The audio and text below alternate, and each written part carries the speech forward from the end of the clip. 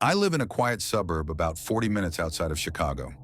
One of those neighborhoods with rows of nearly identical houses where people wave even if they don't know your name. Safe, boring, exactly how I like it. I'm 28. I work remotely as a copywriter, so I'm home most of the time. I live alone. No roommates, no pets. It's not something I ever really felt nervous about until this happened.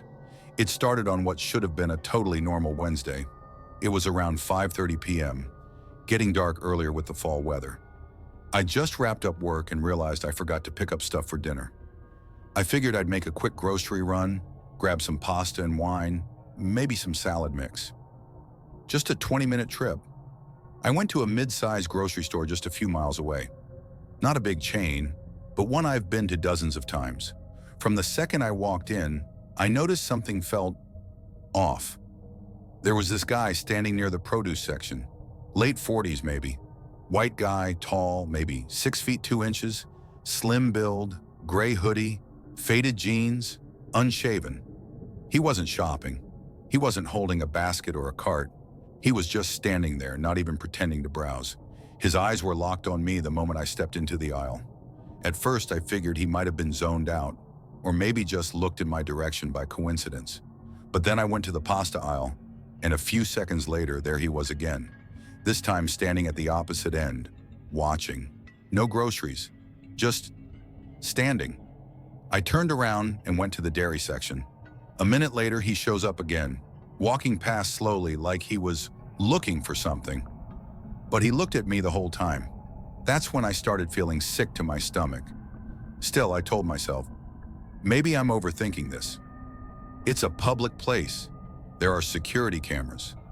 I even made a point of standing near a couple with a kid, just in case he was watching. Safety and proximity, I guess.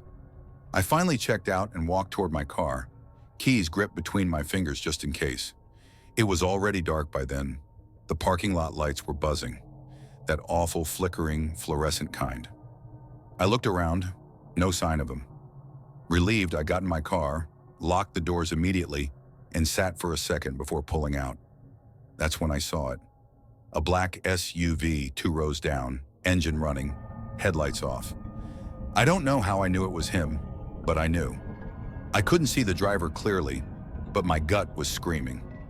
I didn't go straight home. I drove around for a bit, took a few random turns through town. Every turn I made, that SUV followed. Not close enough to be obvious, but not far enough to ignore. At one point, I deliberately turned into a side street that loops back to the same road. The SUV followed. That confirmed it. My heart was pounding so hard I thought I might throw up. I didn't want to go home. I couldn't lead this guy to my house. So I drove to a Walgreens parking lot that stays open 24/7. I parked right near the front doors under the brightest light. The SUV passed by slowly, then circled back and parked across the street, just far enough away to make it look casual but close enough to see me. We sat there, me in my car pretending to scroll on my phone, and him, whoever he was, just sitting there, watching. After 5 or 6 minutes, he pulled away. I waited even longer before moving. Then I drove to my friend Kira's house across town. She thought I was overreacting until I showed her the SUV on my dash cam. I have one of those front-facing ones. The guy never got out, but you could see the car matching my every turn. She let me stay the night. The next morning I went home, and here's where it got worse. I have a security cam above my front door, motion activated, records in short clips, saves to the cloud. I checked it, just out of habit. There was a motion alert, 1:17 a.m. It's a silent video, black and white. It shows a man walking down the sidewalk past my house, then stopping right at the edge of my driveway. He walks out of frame, probably toward my door. He's wearing a hoodie. You can't see his face clearly, but the build, the posture, it looks just like him. He stood there, just off camera, for nearly 3 minutes. Then he walks back into frame and disappears down the street. He never rang the bell, never knocked, just stood there. I reported it to the police. They took the footage, filed a report, told me to let them know if he shows up again, but without a clear face or license plate, they couldn't do much. For a week, nothing happened. Then one night, around 10:30, I heard a car engine idle outside my house. I peeked out the blinds. Black SUV, just sitting there. I turned off every light in my house and called the police again. By the time they arrived, the SUV was gone. That was the last time I saw it. I moved out 2 months later. New apartment, different side of town, underground garage.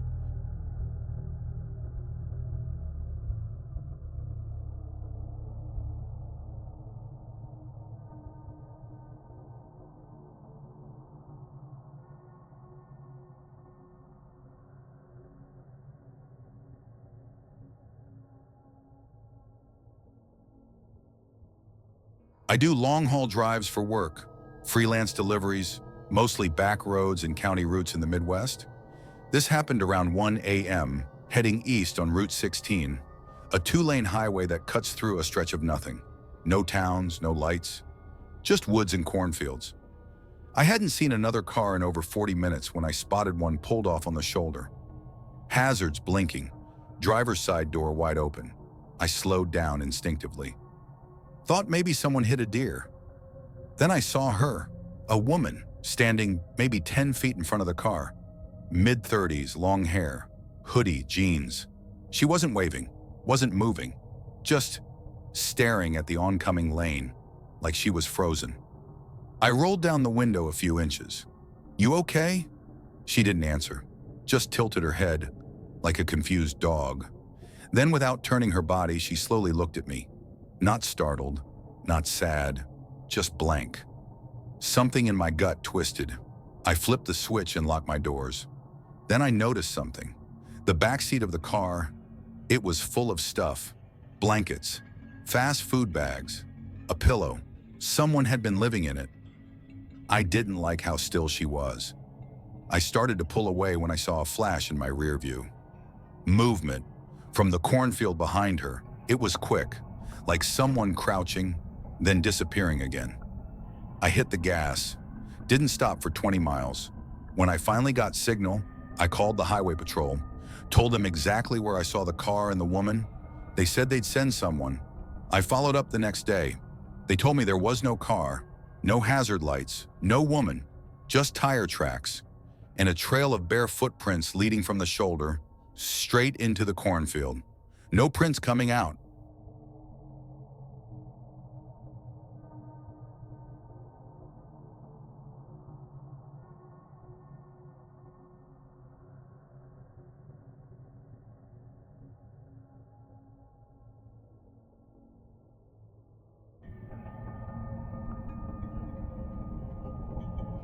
I went on a solo camping trip last fall, Oregon coast, somewhere between Florence and Reedsport.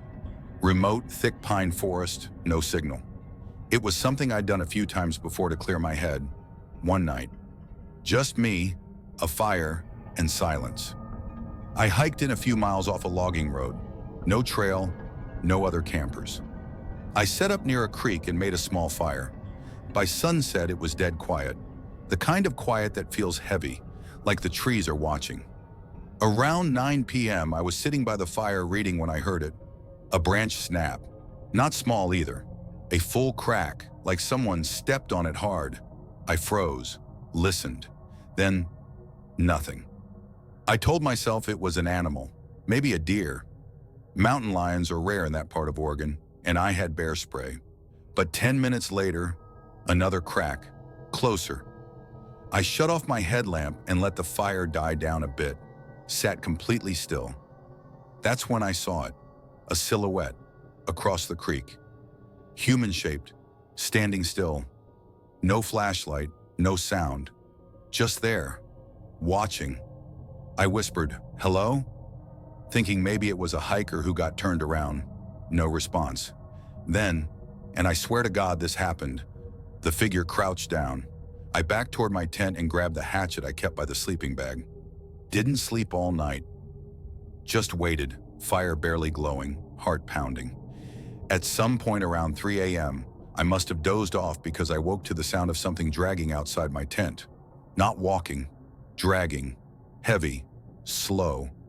I didn't unzip the tent. I couldn't. I just laid there, gripping the hatchet, too scared to breathe. By dawn, everything was silent again.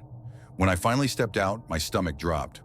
There were bare footprints, human, no shoes, in the mud by the creek. They circled my campsite twice, and about 30 feet away, just inside the tree line, was a pile of small rocks stacked in a perfect triangle. I packed up in 10 minutes and hiked out. Never looked back. I reported it to a ranger station. The guy looked dead serious when I told him. He said I wasn't the first person to report that kind of thing out there.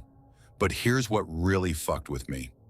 I didn't leave any online trail about where I was going. I didn't tell friends the exact spot.